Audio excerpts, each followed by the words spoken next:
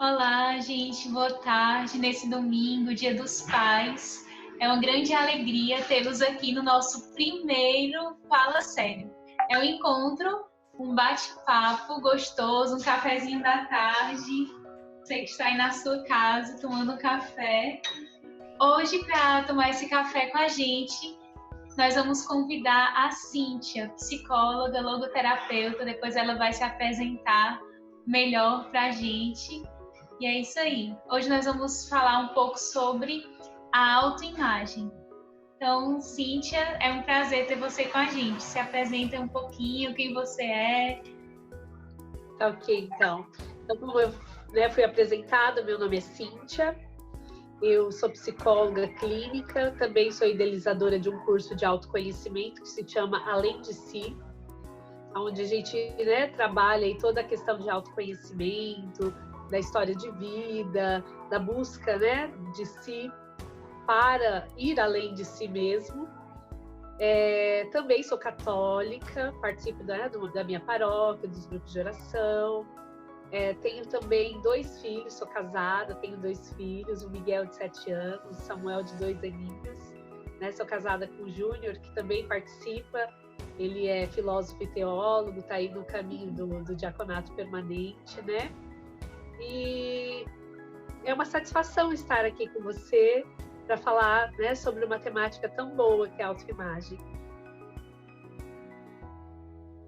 Então, Cíntia, o que é essa tal de autoimagem, O que significa isso? Então, na verdade, a autoimagem é a descrição que a gente faz de si mesmo. Alguns autores trazem que é o nosso espelho interior, E para que a gente utiliza o espelho? O espelho a gente utiliza para nos vermos, mas também para saber como os outros estão nos vendo. Há sempre uma preocupação não só de nós vermos, por isso que a autoimagem ela é essa descrição, Aquilo que eu tenho a impressão de mim mesmo, mas que também eu acredito que o outro está me vendo dessa forma também. E por isso essa questão da autoimagem ela é um conjunto de o olhar para mim e o olhar que o outro também tem para mim, E a nossa autoimagem ela depende dos valores que nós fomos adquirindo, os culturais, os estéticos. Então ela está ligada muito a essa impressão mais concreta que nós temos de nós mesmos, tanto nos pensamentos como nos sentimentos. Entendi. Eu achava que a autoimagem estava muito ligada também com a autoestima, Às vezes a gente escuta muito falar isso, como você se vê, tá muito ligado assim, a essa questão da autoestima. Eu queria saber se é realmente a mesma coisa ou se são coisas diferentes. Como é isso? Na verdade, a autoimagem ela é um dos braços da autoestima. Entendi. A autoestima, é lógico que existe uma ligação aí. Quanto mais você trabalha a sua autoestima, naturalmente você vai trabalhando a sua autoimagem. E quando você cai na questão dessa descrição, dessa impressão do olhar do outro, dessa questão concreta em nós, de alguma forma nós também vamos passar pela autoestima, mas elas são coisas distintas, Assim como eu falei para você que a autoimagem, ela talvez seja essa questão do olhar no espelho, como nós estamos nos vendo. A autoestima é quando a gente não está em guerra conosco mesmos. Ela está muito mais ligada na questão do meu valor. Às vezes a gente tem tantos exemplos por aí, às vezes a gente até aconselha as pessoas, você precisa encontrar o seu valor, você precisa se dar valor, porque se ninguém te der valor, você precisa se dar valor. E essa questão da autoestima, ela é muito diferente do que muitas pessoas pensam. Porque a autoestima é o encontro do meu valor. Eu já tenho um valor. Desde que eu nasci, desde que Deus me fez, eu já possuo um valor. Eu já nasço com esse valor. E por isso eu nasço pessoa. Nascer pessoa, que aí é tão importante para a psicologia, que aí a gente vai, não só para a psicologia, mas para várias áreas, onde a gente vai trabalhar a antropologia, que é o estudo da pessoa humana, Então, por quê? Eu já nasço pessoa. Então, se eu já nasço com todas as potencialidades que Deus já me deu. Por isso, eu já sou pessoa desde o momento que eu sou fecundado. Eu sou pessoa. Nossa. O que nos faz, às vezes, ser feridos por isso é porque nós vamos nos desumanizando. Aí é diferente. Ser pessoa e ser humano é diferente. Mas só está incutido no ser humano a pessoa. Né? Então, o que é ser pessoa? É esse valor que eu já tenho. Eu já trago todas as potencialidades que eu preciso para cumprir a minha missão, que eu sou chamado para a vida, vocacionado à vida. Então, isso está ligado na nossa autoestima. Que bonito, né? Eu já tenho valor. Nossa, isso é muito, muito interessante mesmo. Muitas vezes a gente não se vê dessa forma porque nós aprendemos no mundo assim, né? Você tem que se dar valor, você tem que se valorizar. E essa descoberta do próprio valor que está em nós. Isso também nos ajuda no relacionamento com os outros, né, Cíntia? Assim, quando a gente vai descobrindo esse valor que a gente tem, a gente vai conseguindo se colocar como um dom, né? Como um presente, se fazer presente para o outro. Porque às vezes quando a gente não tem essa consciência de que eu tenho valor, é difícil eu me colocar assim para o outro como um dom. Eu caio naquela coisa de ficar querendo dos outros, né? Exigindo dos outros muitas coisas, ou me sentindo incapaz de me aproximar de um encontro do outro, assim. Exato. E aí é muito importante a gente pensar o seguinte, né? Quando eu trabalho essa questão da autoimagem e da autoestima, eu trabalho também várias situações. Por quê? Porque a autoimagem e a autoestima, quando eu vou entendendo que eu tenho um valor e que a construção desse valor, porque assim, a autoestima eu já nasço com esse valor. A autoimagem, eu vou construir a minha autoimagem a partir do olhar do outro. Eu não sei quem eu sou sozinha. E por isso, acho que a alusão ao espelho ela é tão importante. Se você coloca uma roupa, se você arruma o seu cabelo, se você faz uma maquiagem, se você fizer sem ter um espelho, você não sabe exatamente como ficou. Você precisa do outro para poder se enxergar. E eu acho que quando vive-se em comunidade como vocês vivem, o quanto vocês tinham uma autoimagem totalmente diferente, né? Uma impressão de si, uma descrição de si, do que depois que vocês partiram para viver numa vida comunitária. Sim, Não é? muito. Eu já tive experiência missionária, já vivi tempos em comunidade e eu sempre brinco, Deus me levou até ali para tirar as ilusões de mim mesma. Não é? Porque realmente esse encontro com o outro e a própria logoterapia, né? Eu faço parte de uma linha terapêutica que se chama logoterapia. É a busca do sentido da vida. E essa linha terapêutica, ela, além de várias teorias, né, da abordagem, existe uma que é muito importante, que se chama encontro. Que é no encontro com o outro, que é na vivência com o outro, que eu sou capaz de entender quem eu sou e ir além de mim mesmo. Por isso é tão importante essa questão de ser visto. Então, essa autoimagem, ela começa desde lá na nossa infância. E principalmente porque nós só sabemos quem nós somos a partir das pessoas que nos amam, dizem quem nós somos. Por isso que na linguagem do amor, Viktor Frankl vai falar nessa linha logoterapêutica, que amar é captar o potencial do outro. Nossa. É captar aquilo que o outro ainda não é, mas pode vir a ser. Olha que coisa linda. Então, quando eu amo, e aí existe aí uma tendência de dizer, né? O amor é cego mesmo, né? Se a gente vê um casal, defeitos das pessoas, dificuldade, a gente fala, é porque o amor é cego. O amor não é cego. O amor é evidente. O amor vê além do que todas as pessoas estão vendo.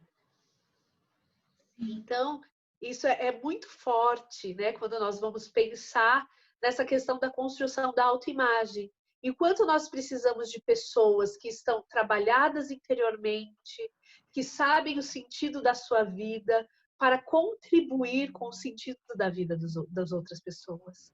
Principalmente isso na infância, a importância do pai e da mãe, a importância da família, para nos ver, nos olhar e nos ajudar a perceber quem nós somos. É muito interessante essa questão do olhar do outro que me ama, né? E a partir dali eu vou colhendo quem eu sou, né? Vou me conhecendo melhor.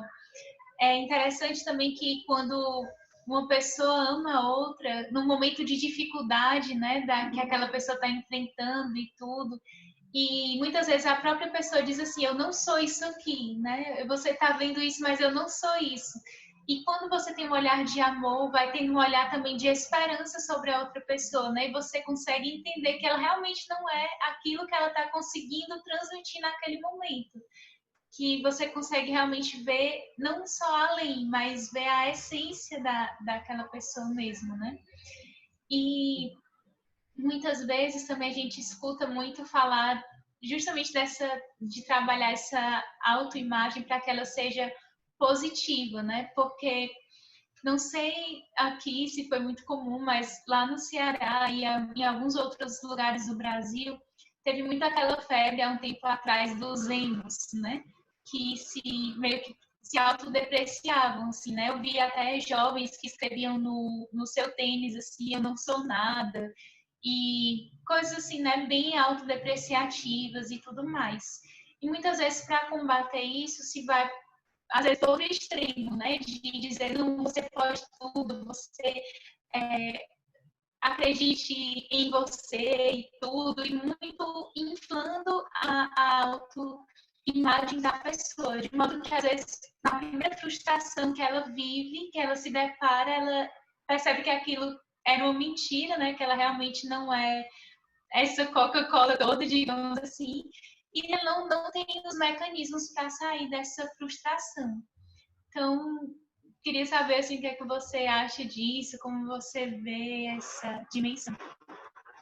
Sim, é interessante porque essa questão de ir para os dois extremos já revelam uma autoimagem não saudável, né? Porque já vai para para extremos. Tudo que nos leva ao extremo nos reduz como ser humano. Nós não somos totalmente potência, como também nós não somos totalmente limites. Então, tudo que leva para um extremo só se chama reducionismo. Nós reduzimos o ser humano, nós reduzimos a pessoa, nós reduzimos a nossa própria imagem a estagnar, né? A estagnar diante de um acontecimento só. Então, isso é reducionista. E realmente acontece. E muitas vezes foram a partir dos olhares que nos dificultaram ali na infância, né? É interessante porque muitos de nós somos feridos com isso, né?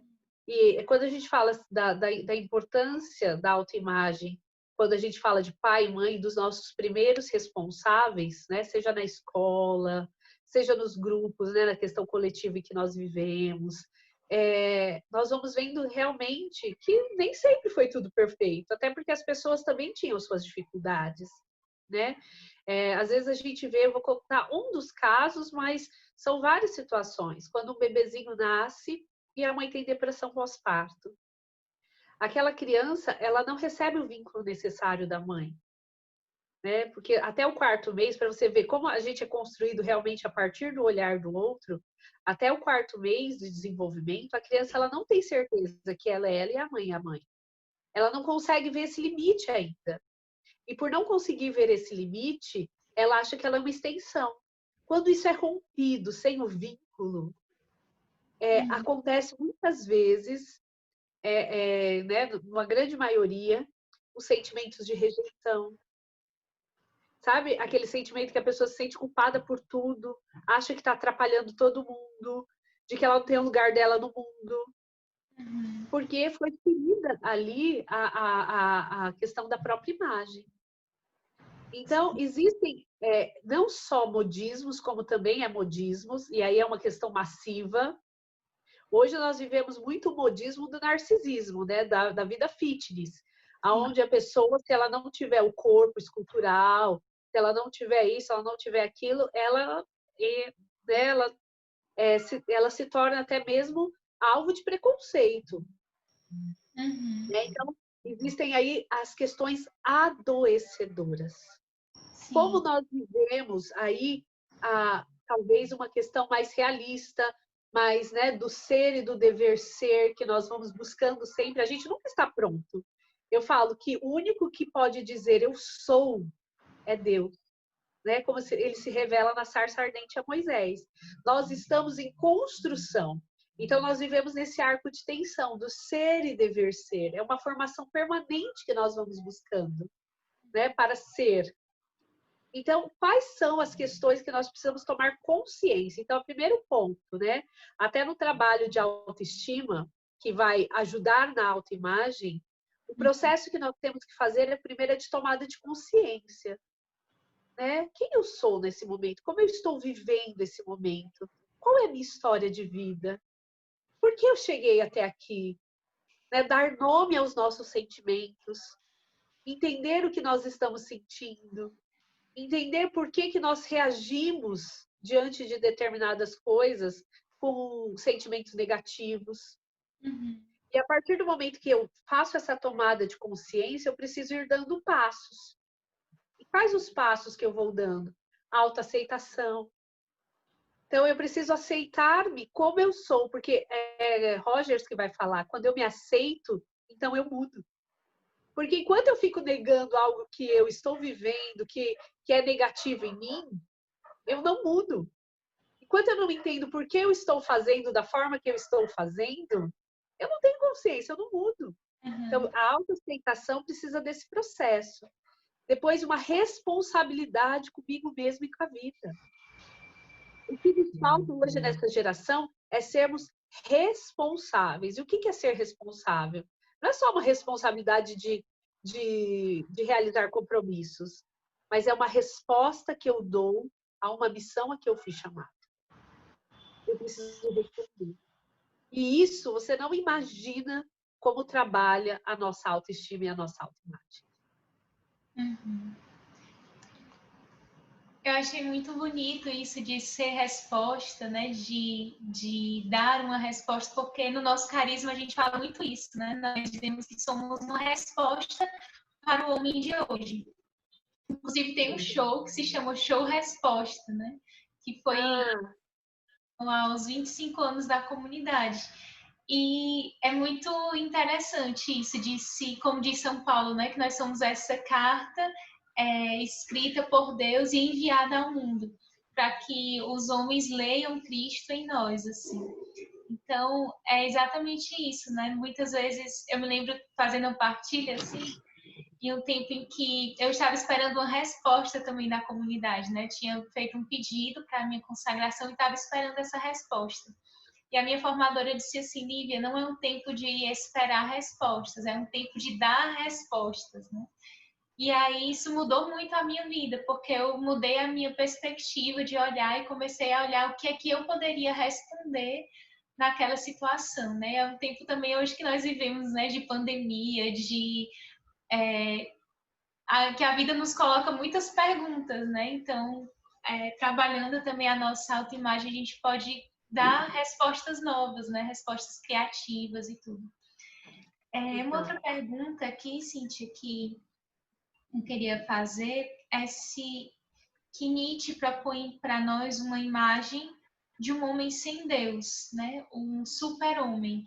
A autoimagem dele é como se fosse um homem realmente independente de Deus, né? E qual seria a nossa resposta a ele, né? Qual a resposta que nós poderíamos dar para Nietzsche, para o pensamento, né, que é influenciado pelo niilismo, pelo nada, né, por essa morte de Deus, digamos assim, de que essa visão de que o cristianismo aprisiona, né, de que o cristianismo ele coloca o homem como que fechado, né, e o impede de desenvolver as suas potências, né?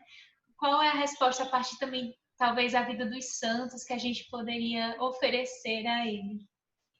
Sim. É interessante que quando a gente vê toda essa questão do niilismo, o próprio mal do século já é essa resposta. Toda essa ideia niilista, toda essa filosofia que foi entrando nas universidades, que foi sendo pensada pela juventude, que foi sendo realmente injetada, né, nos meios midiáticos.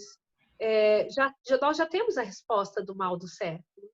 Nós nunca vivemos tantos suicídios, tanta automutilação, tantas autossabotagens, tanta falta de sentido da vida.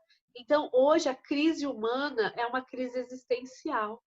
Hoje nós temos muito mais do que talvez no século anterior, na época de guerras, e onde as pessoas talvez lutavam muito mais pela vida do que se luta hoje. Por quê? Porque essa ideia de que a vida ela decorre para o nada, ela desespera o homem, porque ela perde o sentido de cada coisa. Então, qual o sentido do sofrimento? Qual o sentido da morte? Qual o sentido de trabalhar hoje? Qual o sentido de ajudar as pessoas se todo mundo vai para o nada? Então, acaba sendo ao invés de uma filosofia de esperança, como os santos nos propõem, os santos nos propõem não uma filosofia teórica. É claro que nós temos vários santos que sim, como São Tomás, Santo Agostinho, né, que nos coloca filosofias, teorias fantásticas. Mas a filosofia de muitos santos é uma proposta de vida que se dá ao outro, que traz esperança até na morte. Então, há um sentido em morrer, há um sentido em sofrer, há um sentido de se dar. E os santos viveram isso que, no entanto, quando a gente pensa na morte, isso a logoterapia vai falar de forma excelente, que quando eu penso na morte, eu vivo melhor a vida. Porque eu penso que um dia isso vai acabar, né? Esse mundo. Mas existe, além do cristianismo que nos ensina que existe uma vida aonde nós vamos viver, aonde nós vamos cear, aonde nós viveremos a nossa plenitude, mas muito mais do que isso. Quando eu penso na morte, eu vivo muito melhor hoje. Não só na minha morte, mas na morte de quem eu amo, na morte das pessoas. Então, eu vivo hoje o sentido de estar com ela. Hoje eu tenho meu pai e a minha mãe. Toda vez que eu penso na morte deles, eu quero amá-los mais. Eu quero honrá-los mais. E isso faz com que a minha estima e a minha autoimagem também se consolide. Por quê? Porque quando eu dou essa resposta, e aí a gente vai entender muito bem dessa questão da resposta e da responsabilidade, eu sei quem eu sou. Eu dou sentido para a minha existência. E isso consolida o meu valor. Eu tenho esse valor. Eu sou isso, né? Que é a proposta e o propósito de vida. Então, essa resposta para eu vou viver sem Deus, realmente já é dada a resposta na própria circunstância da época. Nós vivemos a época do vazio existencial. Se tem tudo, temos tecnologia, temos abundância em alimentação, temos uma série de coisas, mas qual o sentido no meio de tudo isso? Né? Qual é o preenchimento no meio de tudo isso? Hoje as nossas crianças não podem nem ser frustradas. Os nossos adolescentes não podem nem ser frustrados, né? Que é um grande erro da educação. Por quê? Porque se frustra, eles não sabem lidar com a frustração e não querem mais viver. Sim. Então já existe o mal do século, já existe esse mal representado por esse vazio existencial, por esse niilismo. Sim. E por fim, hoje, quando nós celebramos o Dia dos Pais, né? Como é importante essa figura paterna na formação da autoimagem, de uma autoimagem saudável, né? Tanto da experiência com o nosso pai da terra, como também a experiência com o próprio Deus Pai, né? Muitos de nós vamos adiando essa experiência, assim, né? Temos a experiência com Cristo, a experiência até com o Espírito Santo, com os dons, os carismas, E muitas vezes, por falta dessa figura paterna na nossa vida, né, humana, a gente vai transferir essa dificuldade para a relação com o pai. E vai tendo feridas na confiança, né, feridas na liberdade, na autoestima. Sim. Infelizmente, nós vivemos numa sociedade em que a figura paterna ainda é uma figura que muitas vezes não dá a resposta necessária para o valor e para aquilo que foi chamado. No entanto, nós vivemos aí uma confusão em relação a figuras paternas, né? Cada vez mais confusos, né? O que se dá como realmente figura paterna. E muitas pessoas que, né, como além de atender de forma clínica, mas graças a Deus eu atendo muitos cristãos, muitas pessoas que amam a Deus e às vezes chegam no consultório e dizem, né, no meio das conversas, olha, eu tenho uma dificuldade com Deus Pai, eu acho que é por causa do meu pai terreno, eu tive dificuldades com meu pai, até a minha dificuldade de relação com Deus Pai é muito difícil. E aí sempre proponho um trabalho. Deus é Deus, independente da figura do seu pai. Então, e tirando um pouco, eu sei que não é fácil, mas desvinculando a figura de Deus com muitas vezes figuras paternas negativas, né? E isso é necessário uma maturidade para conseguir ir enxergando isso e aí se apoiando na verdadeira figura que é Deus, né? E não existe nada melhor de olharmos a figura do Pai misericordioso, que é o Pai do Filho Pródigo. Esse é o Pai verdadeiro. Aquele que espera, aquele que dá a oportunidade para o filho conhecer, muitas vezes, aquilo que ele não gostaria. Mas a espera, o amor, a reconciliação, isso é a paternidade. E dentro desse discurso que a gente está falando da autoimagem, a importância do pai ela é primordial. Né? Ser pai, né? Por isso que Deus fez tão perfeito a maternidade, a paternidade, o ser homem, o ser mulher, porque a própria representação da mulher ela está muito mais ligada ao interno. E é de fato isso. Eu vejo aqui com os meus 2 filhos. Né? Eu estou no trabalho, às vezes, quando eu termino o trabalho, a casa vira um aconchego. Eu vejo pelas representações deles. Né? A casa se torna um aconchego. A minha mãe está aqui. A minha mãe está comigo. E é aquele aconchego mesmo. E mãe é esse aconchego. A mãe é essa representação do interno. O pai é a representação desse externo. Dessa força propulsora que nos põe para frente. Enquanto mãe é esse aconchego do porto seguro, dá uma dor de barriga, a gente quer a mãe. Mas as questões futuras, elas estão ligadas à paternidade. Quando eu me projeto para a honestidade, quando eu me projeto para a justiça, quando eu me projeto no realizar-se a ser, né? Eu projeto na paternidade que existe externo dentro de mim. De fato, né? Eu sempre conto esse testemunho em relação ao meu pai. Meu pai só fez até a 4ª série, mas é uma das pessoas mais sábias que eu conheço. E uma vez na mesa, no jantar da noite, ele chorou porque ele estava perdendo o emprego por não ter estudado. Né? Ou seja, ele não teve oportunidade de estudo, houve um rompimento na empresa e eles só iam ficar com as pessoas que já tinham um nível superior. E ele chorou. E ele olhou para mim e falou assim: eu vou fazer de tudo para que vocês estudem, porque vocês serão alguém. Né? E meu pai fez. Meu pai foi ser feirante, meu pai trabalhou, meu pai construiu uma oportunidade para que eu e meus irmãos estudassem. E aquele dia meu pai me projetou. Hoje eu tenho 2 faculdades, eu tenho 2 pós-graduações, eu estou realizando uma outra, né? E não por uma questão só de tem que estudar, tem que não, mas por uma questão de que eu fui projetada na minha autoimagem, de que eu era capaz, de que eu poderia realizar isso. Então, isso é muito bom nós vermos, porque muitas vezes o pai e a mãe acham que precisam ser perfeitos para criar filhos. Né? Às vezes cai também. E não, a gente precisa ser verdadeiro. A gente precisa enxergar com amor aquilo que muitas vezes na nossa autoimagem não foi possível, o amor nos, né? Porque às vezes as pessoas acreditam, eu só dou aquilo que eu tenho, não. Eu dou aquilo que eu amo. E isso é uma das questões mais singulares que nós temos como seres humanos. Nós não damos só aquilo que nós temos. Por isso nós não somos narcisistas. Nós somos além de nós mesmos.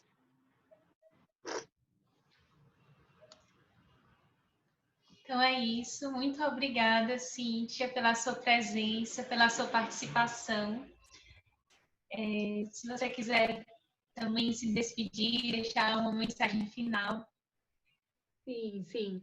Eu gostaria de agradecer a cada um de vocês, né, que estão participando aqui conosco, que estão, né, aproveitando esse vídeo, né, falando sobre autoimagem. E eu queria dizer algumas coisas assim dessa questão do futuro, dessa questão dos pais, né, para um feliz Dia dos Pais, mas também dizer, né, que nós somos aquilo que Deus pensou de nós, como Santa Teresinha disse. Deus não trabalha nas massas. Deus não trabalha no modismo. Deus não trabalha naquilo que nós acreditamos que exteriormente é o possível para ser feliz. Deus trabalha com o individual. Deus faz aliança com pessoa a pessoa. Você é único. Você é irrepetível nesse mundo. E é assim que Deus trabalha com você. Você não precisa ser massa. Você precisa ser indivíduo. Você não precisa viver somente nas questões coletivas, no que todo mundo está fazendo, no que todo mundo está pensando.